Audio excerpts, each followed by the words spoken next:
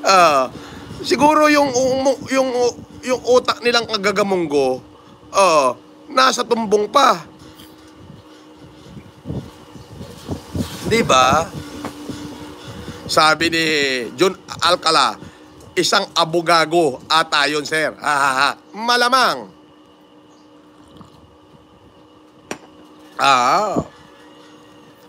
Alam mo, merong bayot, medyo bakla na, yung bayot na bumabanat sa akin sa Sokmed dati.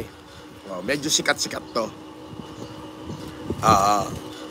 Sabi sa akin nung kaibigan ko ni Briggs, ano to, hindi pa sumisikat, na laos na.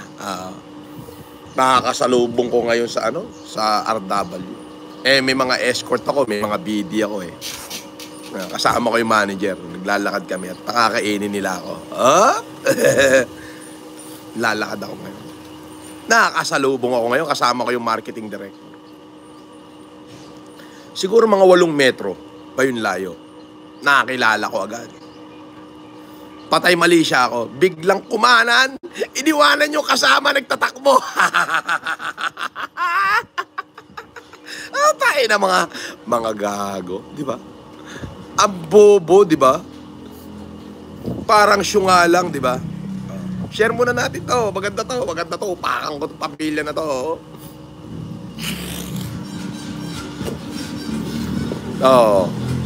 To Bear.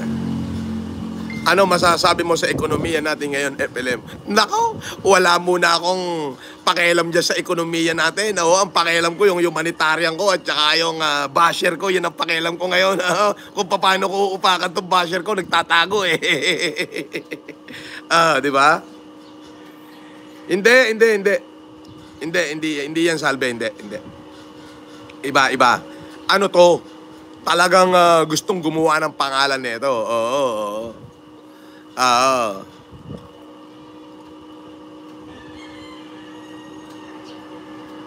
Bobo ya, bobo.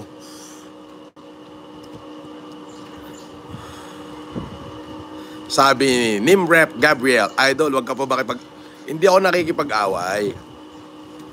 Itinatama ko lang yung kabobohan ng mga basher. May pasulat-sulat po. Ang nakalagay pa, concerned citizen against scammer. Tarantado. Ikaw ang scammer. Di ba? Ikaw ang scammer eh.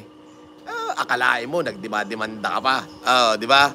Nung hinarap sa judge yung mga ebidensya ko, hindi ka na nagpakita sa korte, di ba? Di ba? Akala nyo, mapeperahan nyo ako, di ba?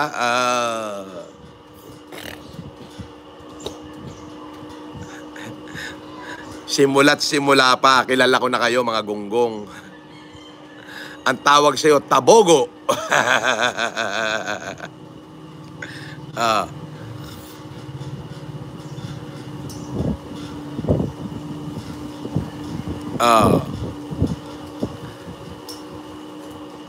Sabi ni Honey Girl, takrot, di na maipakita kinatao na,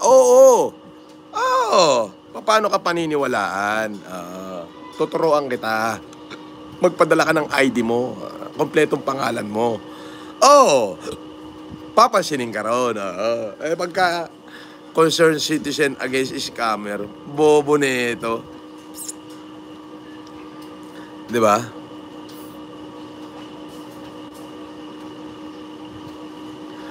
Sabi ni NJ Turda, Paps, mga walang sustansya yung mga basher na yan.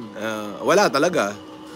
Walang substance ang bunganga nito. Pero ang gusto ko rito kasi I'm going to kill them with my success. Yeah.